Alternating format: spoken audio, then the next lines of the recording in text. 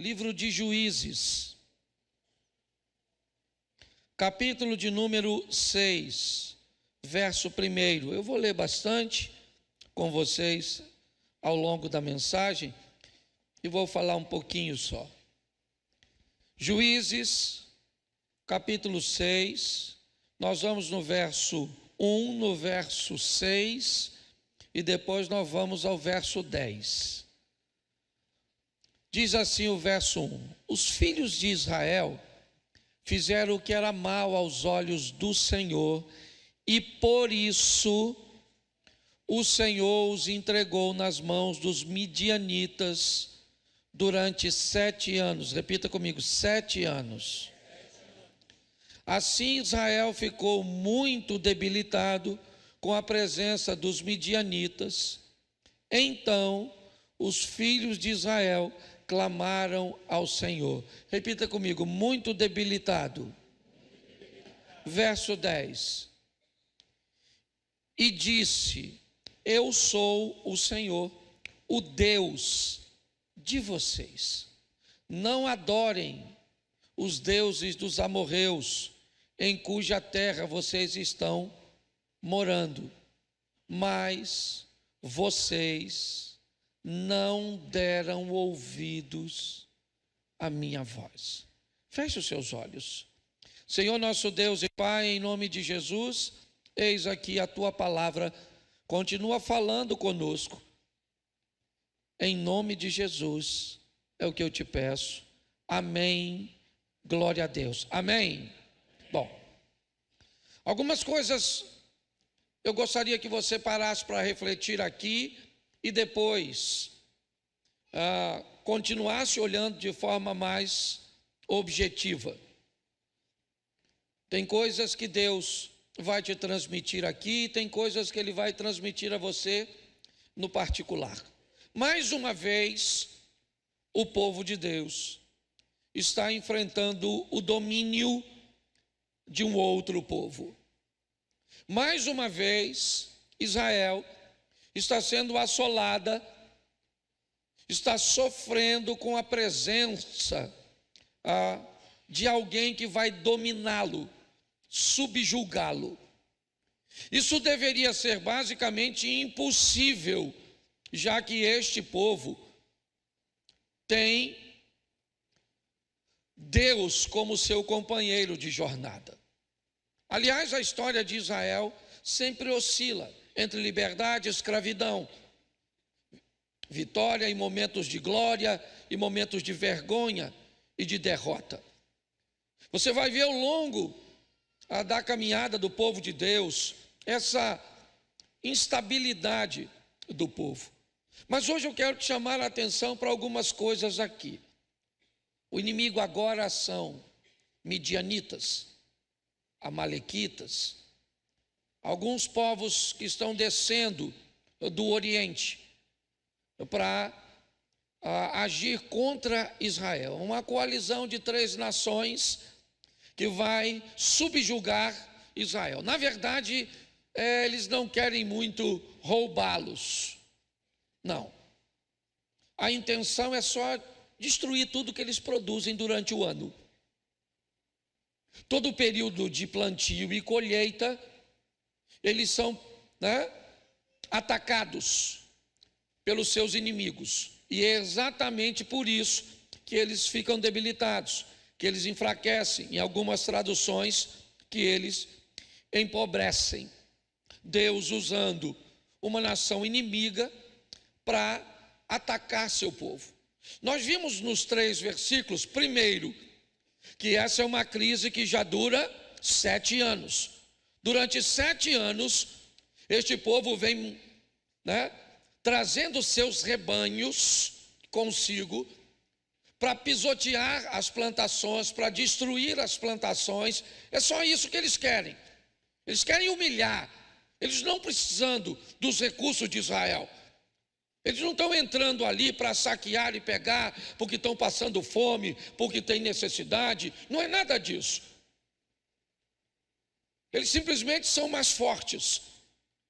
E para ser forte eles precisam de exércitos. Eles precisam de material bélico. Eles precisam de homens grandes. É assim. Você nunca viu falar de valentes, a não ser com Davi.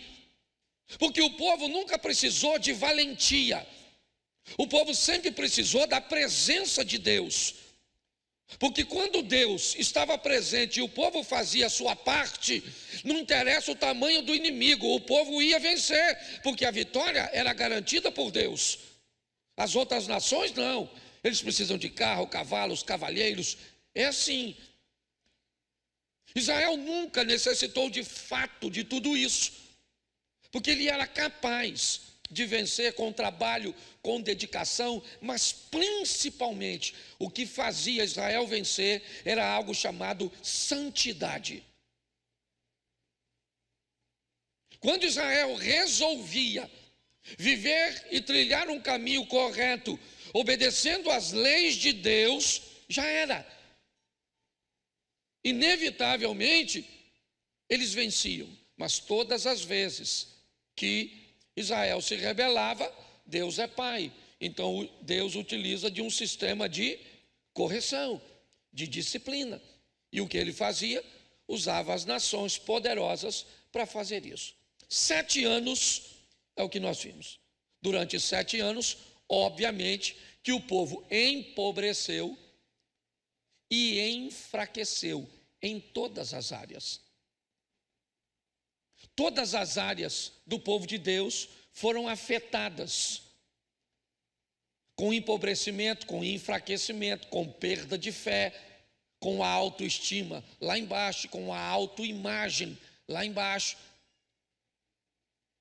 O povo está vivendo um momento muito difícil já durante 7 anos, como vimos. Mas o motivo está no verso 10. Esse povo resolveu adorar outro Deus. Este povo resolveu ter medo de Baal. Essa é a grande verdade. O povo já está em dúvida, porque este povo adora um Deus pagão, que durante 7 anos manda invadir a terra do povo de Deus, tendo êxito. O povo começa a achar se na verdade quem é Deus de fato não é Baal. Então eles começam a ter medo de Baal. Eles têm agora um altar para adorar Baal no meio do povo de Deus. É isso. Eu não sei se você parou para pensar ou notou, mas desde o começo deste culto, a palavra medo, ela permeou esse culto inteiro. Certo? Por que as pessoas não dizimam? Porque tem medo do dinheiro não sobrar. Certo? O medo é algo que está muito latente na nossa vida. Esse povo está com medo e ele tem razão. São 7 anos de fracasso, 7 anos de vergonha, 7 anos de humilhação. Então este povo tem todo o direito de estar amedrontado, de achar que aquele Deus lá é maior que o Deus que está aqui. Então está certo. Só que o povo, mesmo com medo, ele ainda tem uma coisa a seu favor: a oração. Então, mesmo amedrontado, inseguro, esse povo vai falar com Deus, clamar ao Senhor, que eles não estão aguentando mais. Eles não estão aguentando mais. E aí então, o Senhor vai selecionar um camarada, um indivíduo dentre este povo, para fazer com que esse indivíduo lidere uma revolta. Vai ser difícil de achar o indivíduo, porque a turma está todo mundo para baixo. Mas é nesse momento que aparece um indivíduo. Seu nome? Como é que é o nome dele? Me ajude aí. Gideão. Gideão é um indivíduo que vai ser selecionado para liderar uma revolta. E ele aparece aqui, ó, verso 11.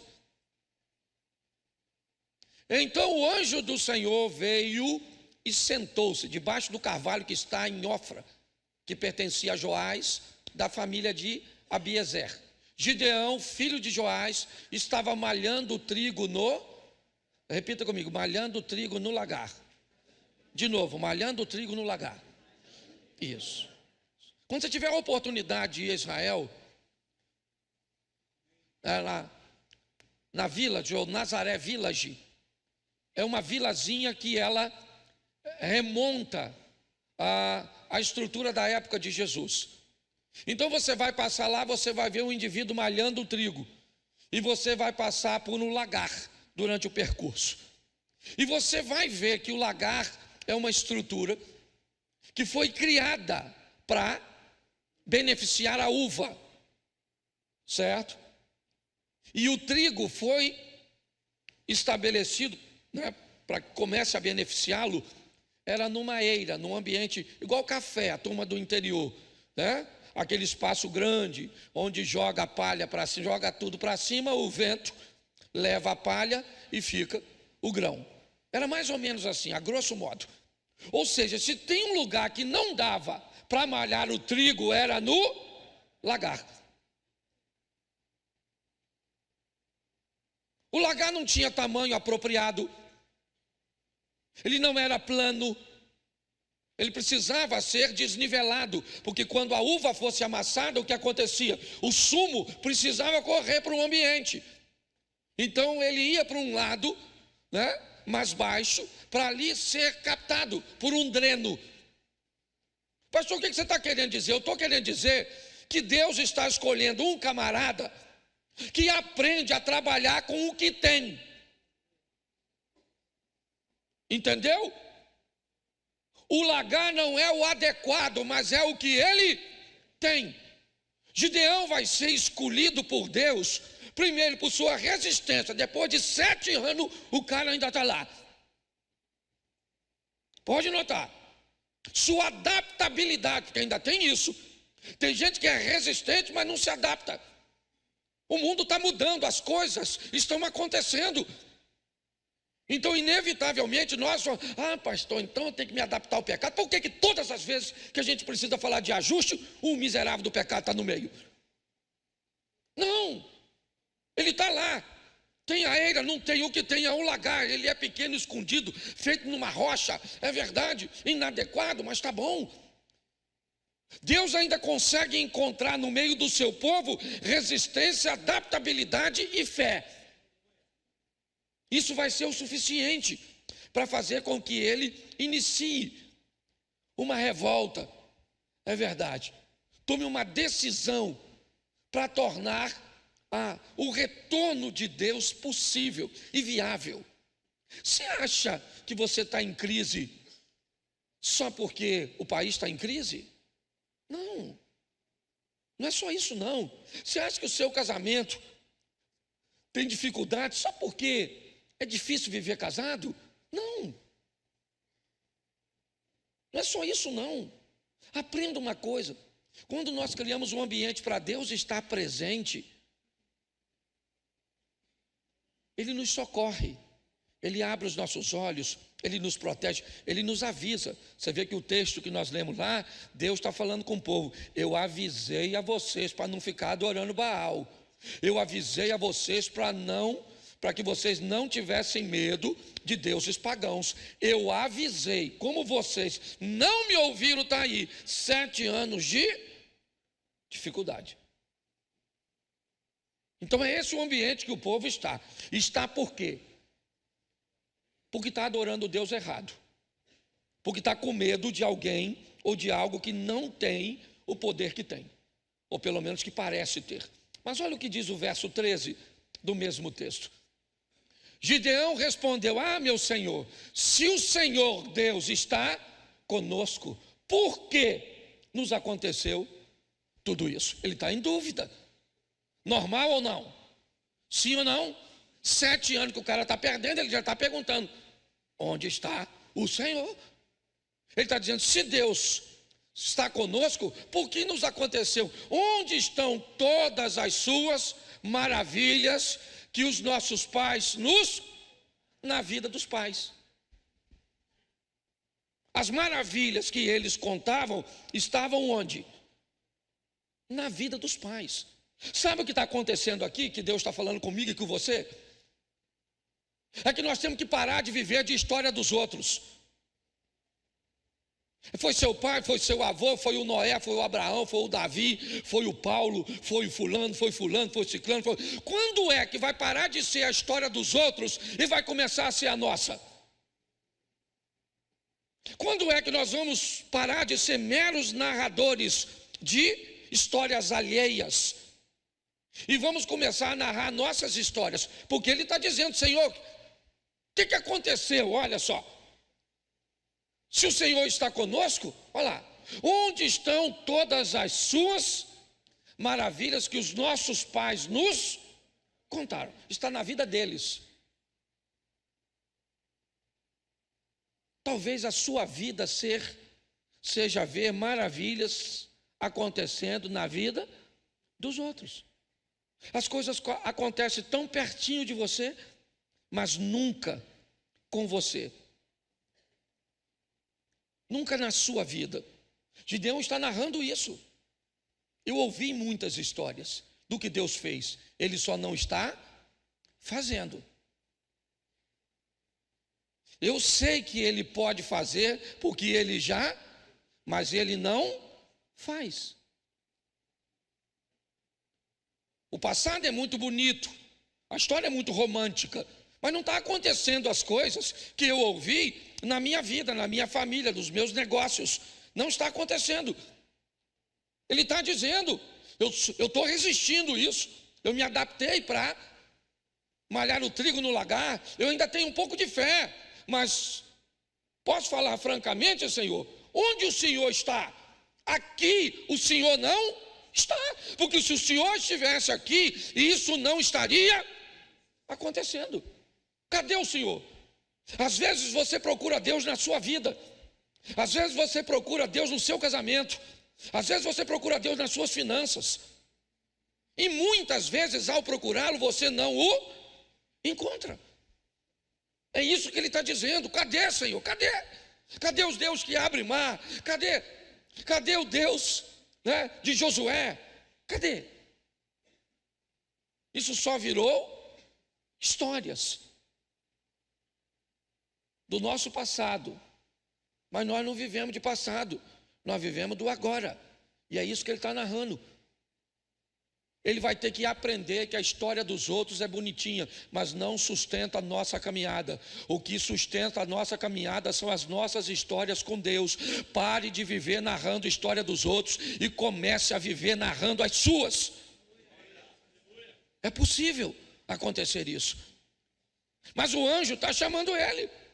Chama Gideão. Depois você lê, que eu não sou obrigado a ler tudo. Homem valente. Ele está desanimado. Ele falou: estou malhando o trigo no lagar aqui, a chapa está quente, o negócio está difícil, certo? Mas o anjo, é engraçado porque olha só o que o anjo falou com ele no verso 14. Então o Senhor, né, o anjo virou para Gideão e disse o quê? Vai nessa que você e livre Israel das mãos. Não é verdade que estou enviando você? Deixa eu falar uma coisa para você, eu não sei o que te sobrou, mas Deus está dizendo para Gideão: Gideão, meu filho, fala o seguinte, vai com o que tu tem. Sobrou foi esse fosquinha? Começa com ele. Sobrou foi o quê? Foi só esse dinheirinho? Sobrou foi só isso. Pega o que você tem e vai embora. Bora, Gideão, vai nessa tua força, só o que sobrou. Pega o restante que sobrou. Você ainda está na igreja, você ainda tem força para vir aqui, você ainda tem força para dar um gloriazinho, para cantar, você ainda tem força para dar uma oferta, você ainda está vivo, você ainda tem força. Então pega o que você tem e crie uma revolta a partir disso. É isso que o anjo está conversando com ele. E olha que o anjo tem hora que fala até que é o Senhor. E o Gideão está discutindo com o anjo, explicando o anjo: ô anjo, eu vou falar com você, a chapa está quente aqui, o senhor está lá, mas eu é que estou aqui. E o anjo estava falando com ele. Mas olha o verso 15.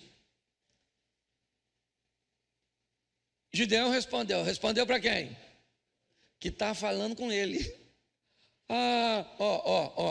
Ah, meu Senhor, como livrarei Israel? Eis que a minha família é a mais pobre, hein? E eu sou o...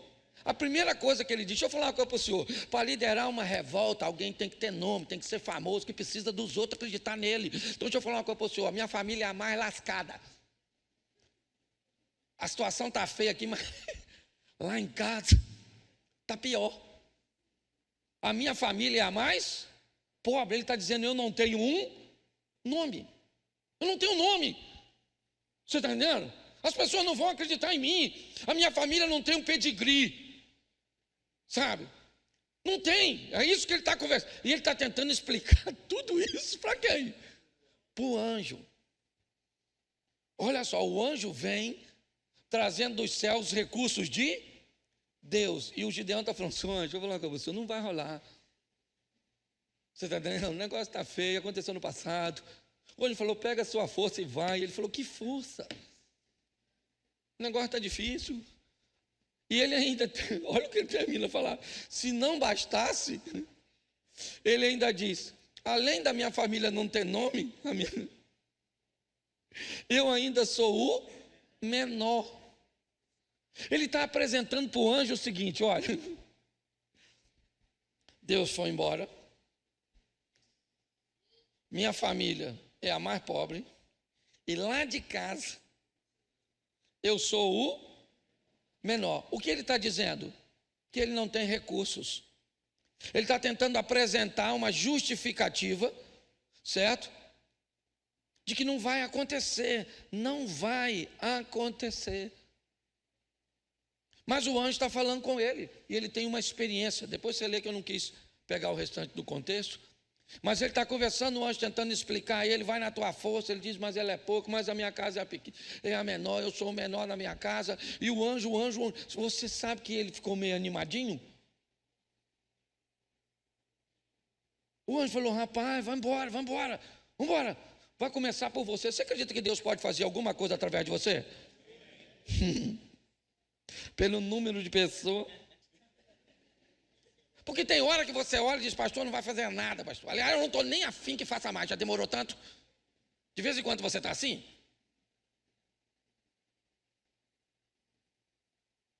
Eu vou te mostrar agora o que vai começar a acontecer na vida desse cara. Quando ele tem essa experiência com Deus, ele tem uma experiência com Deus. Sim ou não? Ó, deixa eu pegar aqui para você entender. Vamos lá. 6:24. Dá uma olhada nesse texto. Então Gideão edificou um altar ao Senhor e lhe deu o nome de o Senhor é até o dia de hoje, está lá, certo? Está em Ofra, que pertence à família de Abiezer. Bom, versículo 26. Isso. No alto desse lugar fortificado, faça para o Senhor. É isso que o Senhor está mandando, ou o anjo, como queiram. Faça, certo? Um local fortificado para o seu, um altar em camada de, depois pegue o segundo touro e ofereça em holocausto, e com a lenha do poste da deusa Aserá, certo? Que você irá, escute aqui. Olha o que Deus falou para o Gideão. Gideão, olha só, você vai fazer o seguinte. Primeiro você vai fazer um altar para mim. Isso já ia dar um BO danado. Porque a turma toda está adorando o Baal e a Azera. As duas entidades. Certo? E pior, além de fazer um altar para mim, você vai quebrar o do Baal e da Azera e pegar a lenha do altar e vai queimar no meu. Porque eu sou seu Deus. O que Deus está falando para Gideão? Gideão, está na hora de você ter uma experiência comigo. Está na hora de nós vivermos a nossa história. Esquece o Abraão, esquece o Moisés, esquece o Isaac. Eles já passaram, esquece. A história do Josué é legal, mas ela já passou. Agora chegou a sua vez, é a sua vez de viver a sua história. E vou falar para você, a experiência dos outros vale muito pouco para você. Você tem que ter as suas. E é isso que Deus está dando a oportunidade. Aí esse cara falou: você vai lá, rebenta o altar do Baal, rebenta de Azera, constrói um para mim. E tudo isso de noite. Deus não falou de noite, foi o Gideão, que ele estava com medo. Depois você lê. Ele chamou uma patotinha que ele tinha e falou: galera, Deus falou comigo ir lá, que é para quebrar o... Ih, rapaz, isso vai dar um... Mas nós vamos fazer de novo. Eu gosto disso, gente. Ele estava com medo de quebrar, sim ou não? Deus mandou. Tem umas pessoas que eu conheço que, se Deus mandasse isso, ele falou: eu vou fazer de dia, para que todo mundo vê. Porque fazer de noite é para gente que não tem coragem. Uma vez Tomé falou para Jesus: o senhor está querendo ir em Betânia, o senhor sabia que estão querendo matar o senhor aí? Ele falou: mas eu vou de noite. Se Jesus falou que ia de noite, o que é que tem o Gideão falar? Por que você quer tomar a decisão e enfrentar todo mundo no peito? Daniel era um homem de Deus, sim ou não?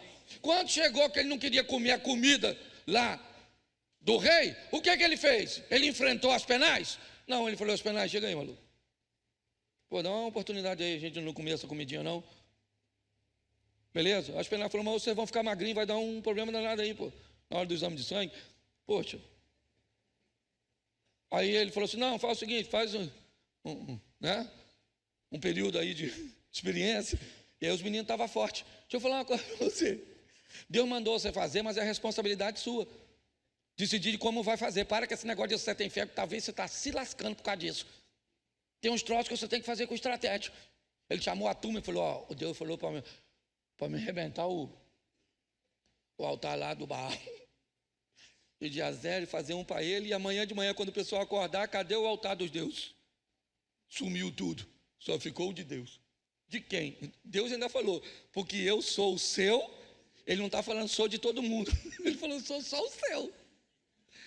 Então, por enquanto, só eu e você e essa turma.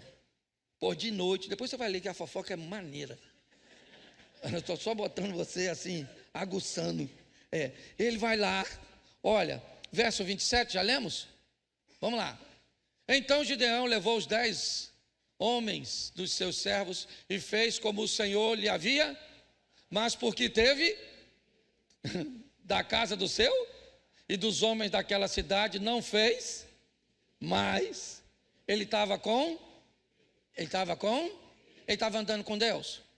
Deus era o Deus dele, mas ele tinha o medo que o paralisava ou que ele conseguia controlar? Que ele conseguia? Então, por favor, seja gente. Tem hora que vai dar medo. Tem medo de casar? Tenha medo de casar. É normal. Entendeu? Tem medo, tem medo. Medo é um negócio saudável. Certo? Ele estava com medo, chamou a turma dele lá e foi de noite. Sim ou não? Sim ou não?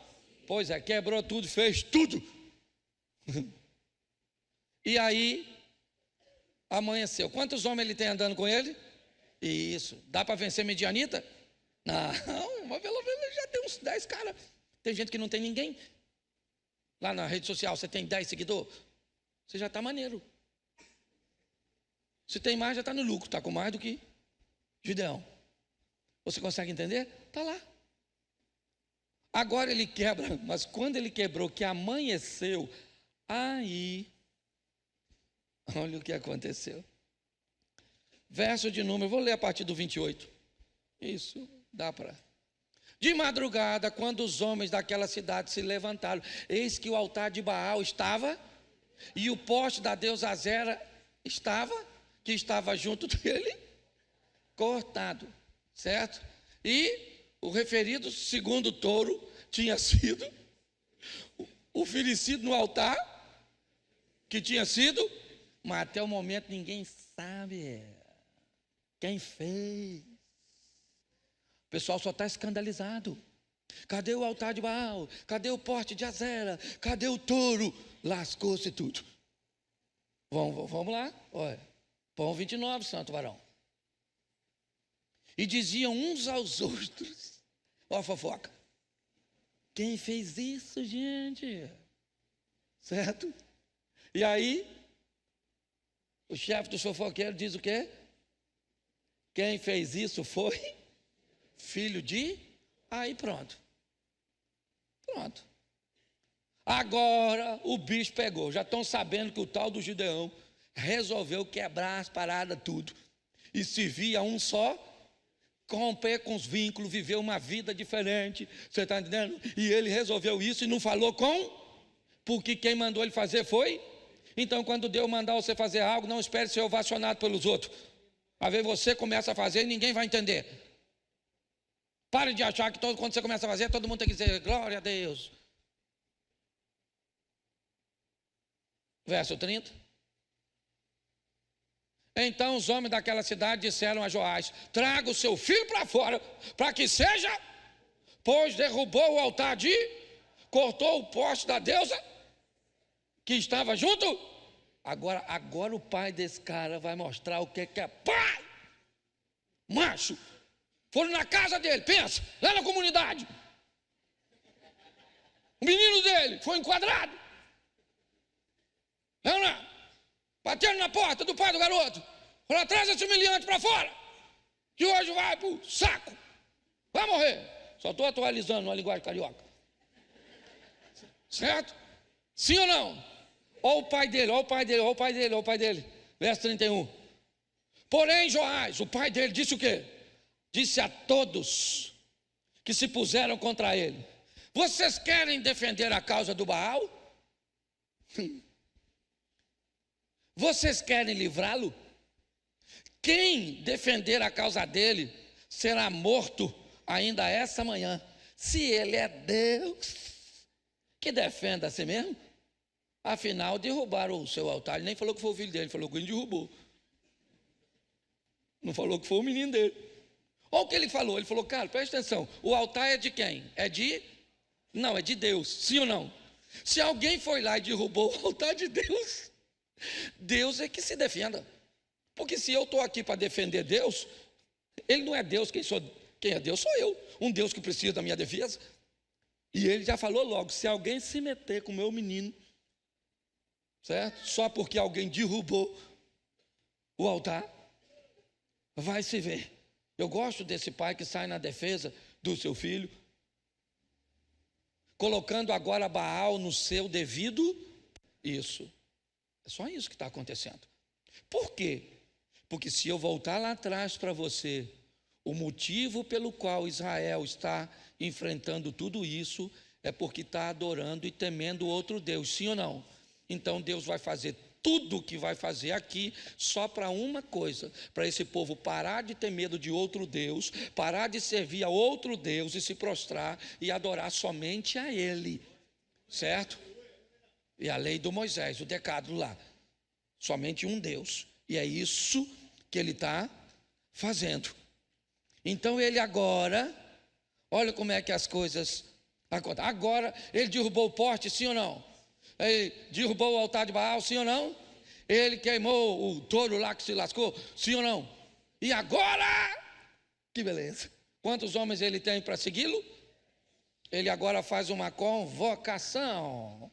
Capítulo 7, verso 3. Olha quantas pessoas aparecem. Vamos lá, irmão. Isso. Só lê a partir de baixo ali, ó. Então, 22 mil homens e 10 mil. Então, quantos homens estavam com ele? Quantos homens estavam com ele? Faz a multiplicação da ciência exata. Quantos? Até Pedro já respondeu. 32? Sim ou não? O cara agora está pop. Parece até Bolsonaro nessas caminhadas dele. Pop. Gideão, Gideão. Agora não é mais Gideão, é Jerubbaal. Botaram um apelido nele. É? Eu falava de apelido, gente, perdoa. Eu mexia no culto agora. Eu lembrei de um negócio que eu ri demais da conta. Deixa quieto. Deixa quieto. Deixa o culto acabar, depois que acabar eu conto. Mas escute só, estou brincando. 32 mil homens, sim ou não? 32 mil, maluco. Pensa. Gideão está falando 32 mil, isso aí, 32 mil. Aí Deus falou assim, ó. Ô Gideão, tem muita gente aí. Como tem, o inimigo também é grande. Eu não, mas vamos fazer o seguinte. Pergunta aí quem está com medo e é tímido. E pede para ir para casa. Tímido e com medo? Gideão falou, não deve ter ninguém. Ô gente, quem está com medo aí e é tímido, pode ir embora. 22 mil. 22 mil homens indo para casa. O Gideão olhando. Desespero isso aí, mano. 22 mil indo. Ele também devia estar com medo. Falei, será que eu posso ir? Não, porque é a verdade, eu falo isso. Porque nós não podemos nos dar o luxo de ter medo. Nós não podemos dar o luxo de desistir. É ou não é? Nós temos que continuar aqui cantando, pregando, servindo. Tem uma turma aí que vai lá, dá um rolê no mundo, pega umas piriguetes, toma umas cachaças, fuma um bagulho. E nós está aqui, poderoso Deus, poderoso Deus. Aí eles vêm de novo. Aí nós. Será que Deus vai aceitar? Porque eu não fui. Eu estava até a fim de ir, mas não fui. Porque alguém tem que ficar, meu irmão, e esse alguém somos nós. Nós vamos ficar adorando, nós vamos ficar clamando, nós vamos ficar servindo, vamos ficar trabalhando. Alguém tem que ficar nesse negócio. Não é? Então, 22 mil indo embora.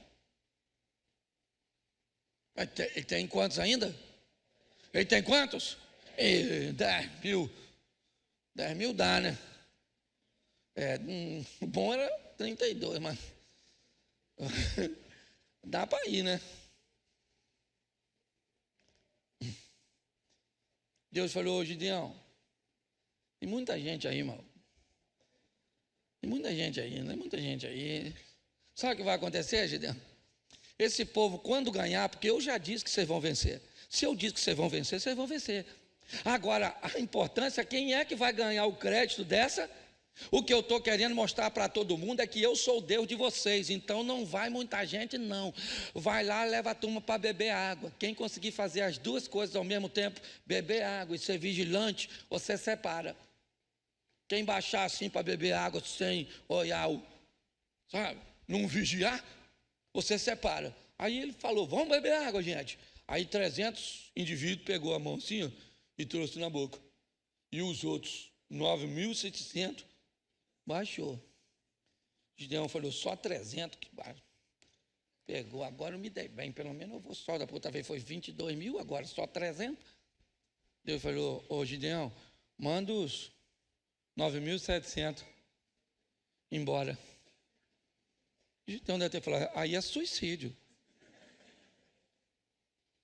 O que esses homens estão passando por Gideão? Todos viram Gideão derrubar o poste, construir o altar. Todo mundo sabe que é ele agora, sim ou não? Sim ou não? Estiveram com ele, sim ou não? Sabe que ele vai enfrentar os midianitas, sim ou não? Mas para onde eles foram? Os 22 mil? Para a sua casa. O que vocês estão fazendo em casa? A mulher, os filhos, os idosos? Não. Deus falou lá com o Gideão para mandar quem estava com medo. Eu estava. E eu vim. Tá bom? Agora, ainda faltava mais alguns lares. 9.700 homens voltam. Sobra 300 homens para Gideão. E Deus disse, é com esses 300 homens que eu vou trazer de volta o meu nome para esse povo. Todo mundo vai saber que eu sou Deus.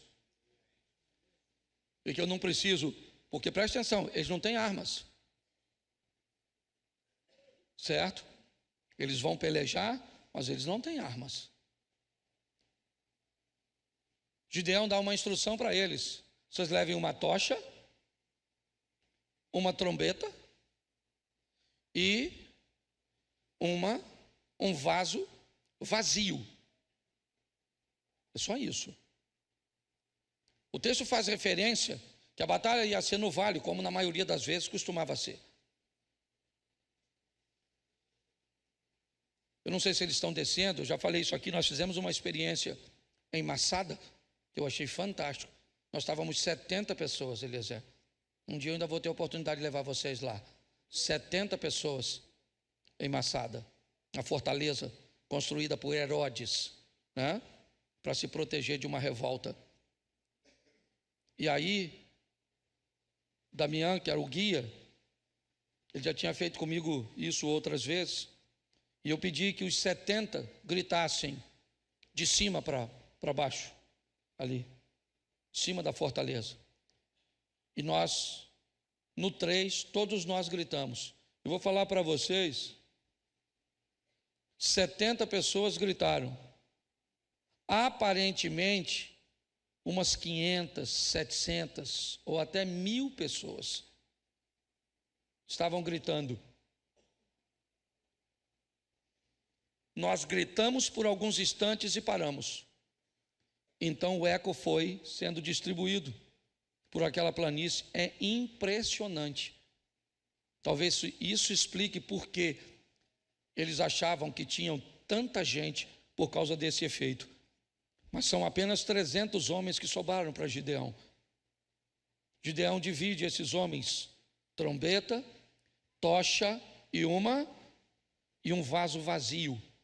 E é assim que eles vão à guerra. Cercam esses homens, esses povos, por 3 direções. Gideão disse: assim que a trombeta tocar, todos toquem a trombeta, todos quebrem os vasos e segurem suas tochas. E assim foi feito. Quando aquilo aconteceu, eu não sei que tipo de efeito causou. Eu sei que os homens começaram de noite, era meia-noite aproximadamente, início da terceira vigília, meia-noite, certo? Início da terceira vigília, aquela escuridão, os homens gritando e aquele barulho vindo de diversos lados. Eles entram em desespero. Alguns guerreiam contra si, ali mesmo. Eram povos diferentes, não eram amigos, na verdade. Fizeram uma coalizão apenas para invadir Israel. Não tinha amizade. Não existe amizade entre os maus. Os maus não têm aliados. Assim que eles vencem os bons, eles lutam entre si. É assim que funciona. Então cada um estava de olho, era na partilha dos despojos. Mas nesse momento, o que acontece? Eles começam a guerrear. Começam a fugir dos 300. Agora sim. Agora, Gideão manda chamar todos. Os homens agora estão em fuga. A tribo de Efraim chega a reclamar, dizer: poxa, você vai numa batalha dessa e não nos chama para fazermos parte de tudo isso? O que indica que eles queriam a glória da vitória. E Deus está dizendo para eles, para mim e para você: você quer vencer? Não coloque ninguém no lugar que só cabe Ele. Ele é o todo-poderoso da sua vida. Eu não sei o que você está enfrentando ou o que você vai enfrentar. Quando acontece isso, o que nós vemos é aquele pequeno grupo, é verdade, vencendo ou liderando uma vitória. Eles perseguem. Pegue 2 dos reis, Oreb e Zebe, os 2 príncipes daquelas nações. Eles são mortos. E boa parte daquele povo que fugiu para levar uma mensagem a todos os vizinhos de Israel: Deus está de volta no meio do seu povo. O Deus que abriu o mar está de volta, o Deus que abriu o Jordão está de volta, o Deus que deu vitória a Jericó está de volta. É importante nós entendermos isso. A glória que Deus quer derramar na nossa vida é para que o nome dele seja glorificado através da nossa igreja, da nossa empresa, certo? Do nosso ministério. É isso. aqui nitidamente, tudo que Deus vai fazer é só para um motivo: para remover Baal e Azera e voltar para o seu devido lugar. É só isso. Tudo que ele faz, em cada passo que ele faz, usando Gideão, é verdade. Sabe o que eles pedem no final, Eliezer? Para que Gideão lhe seja rei. Ele aceitou? Não. Ele disse: vocês não estão entendendo. O que Deus tentou explicar a vocês durante todo esse processo, vocês não conseguem entender. Não fui eu que fiz tudo isso, foi Deus. Nós estamos nos Juízes. Você acha que o povo aprendeu? Não. Foi só chegar Samuel e o povo pediu o quê? Um rei. Se não tivermos cuidado, sabe o que você vai fazer? Vai botar o pastor no lugar de Deus. E pior, tem uns que gostam, que se sentem. Certo? Se você não abrir o olho, você coloca o dinheiro no lugar de Deus. Você coloca o emprego no lugar de Deus. Você coloca seus filhos no lugar de Deus. Essa é a grande verdade, com a sutileza que só Satanás sabe fazer, sem que nós sejamos capazes. Então Deus deixa bem claro, Davi quebrou a cara por causa disso. Todas as nações vizinhas, todas basicamente, todas as vezes que um homem ocupava um cargo muito alto, por que você acha que Faraó fez aquelas pirâmides? Por que você acha que Nabucodonosor fez os jardins suspensos? Por que você acha que Alexandre, com o farol de Alexandria? Porque todos os homens, quando cresciam demais, sabe o que eles se achavam? Deuses. E quando alguém é Deus, tem que fazer algo do tamanho de Deus. É assim, isso é até hoje. Essa doença continua até hoje. Então, vou falar uma coisa para você. Gosto de ser seu pastor. Agora estou muito longe de ser seu Deus. Gosto de te influenciar, mas não tenho nenhum desejo de manipular você. É criar em você a capacidade de viver ao lado do Deus Todo-Poderoso, que pode dar a você o que ninguém pode dar, mas com um propósito único: que todos, quando olhem para você, descubram que não tem a ver simplesmente com você. Tudo é dele, por ele, para ele, são todas as... Eu não sei o que você está enfrentando hoje, só sei que talvez hoje você pode estar como Gideão. Mas as histórias bíblicas contam que é um Deus que cura, um Deus que liberta, um Deus que faz. A igreja de antigamente, perto da minha casa, era muito mais igreja do que a de hoje. Sério? Porque os crentes daquela época eram muito mais, crentes do que hoje. Fale isso por você, por mim não. Não tem essa história não. Nós não estamos aqui para contar história do passado e de outras pessoas. Nós estamos aqui para nos inspirar no que aconteceu, mas para viver hoje